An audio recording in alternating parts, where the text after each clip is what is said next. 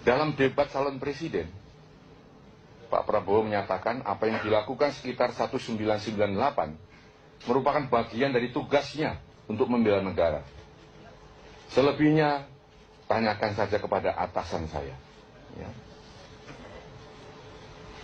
Sebagai Panglima ABRI saat itu, Bapak adalah atasan dari Pak Prabowo. Terus terang masyarakat menunggu penjelasan dari Bapak. Nah, ini banyak yang bertanya kepada saya.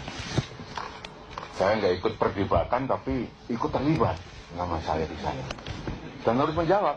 Ya, kalau tidak saya jawab, ada sesuatu yang hilang dari perdebatan itu. Maka di sini saya memberikan penjelasan secara normatif begini. Ya.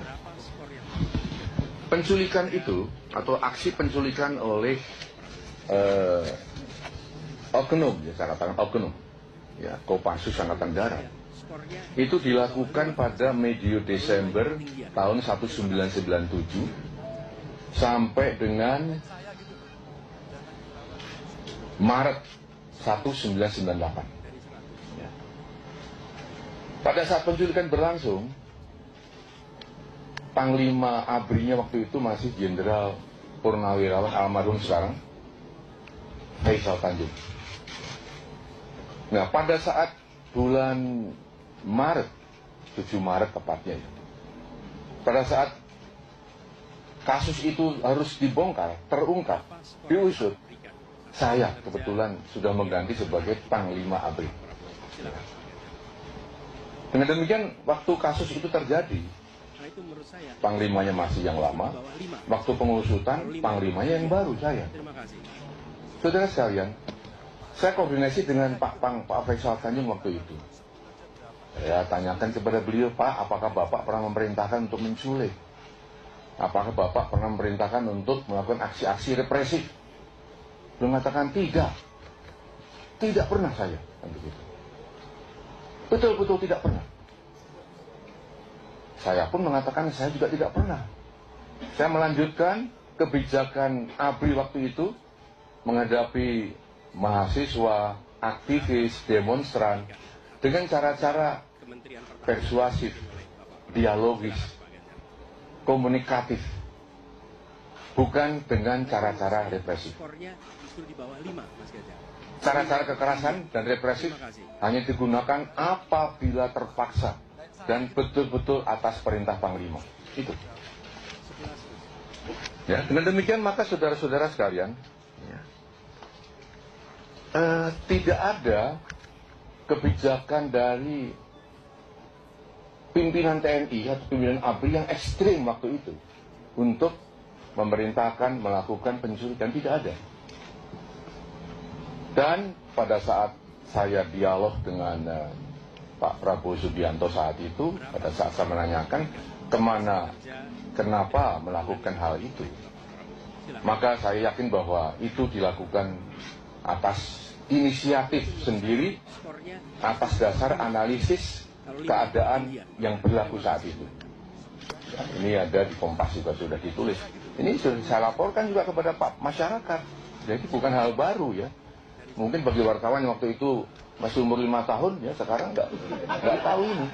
Tapi ini ada ya, di sana dianggap ini hal yang baru.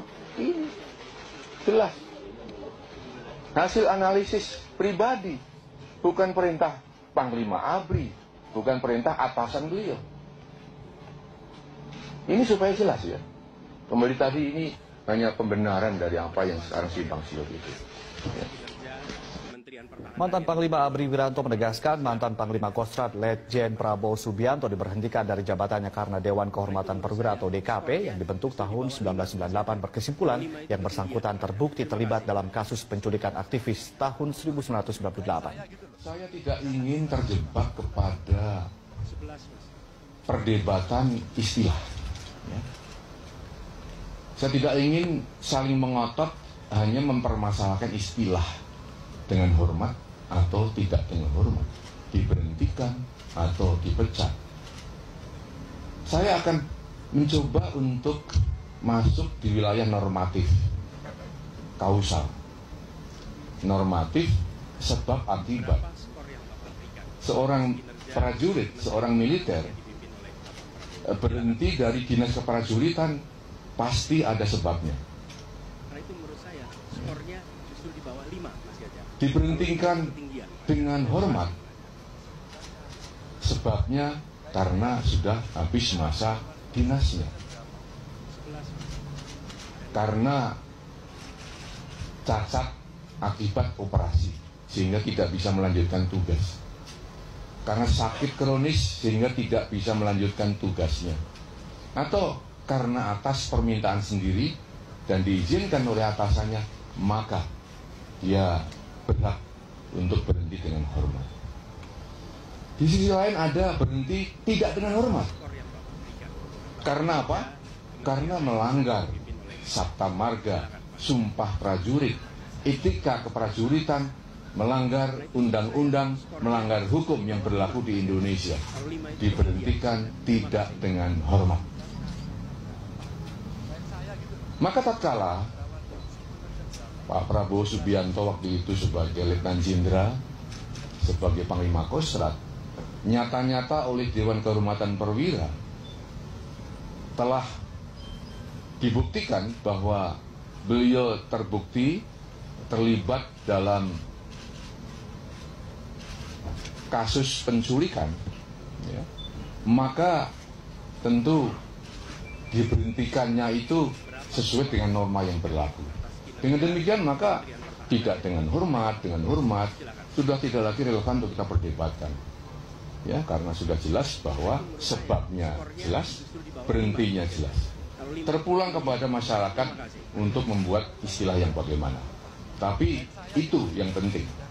Jangan terjebak kepada istilah, tapi kita masuk kepada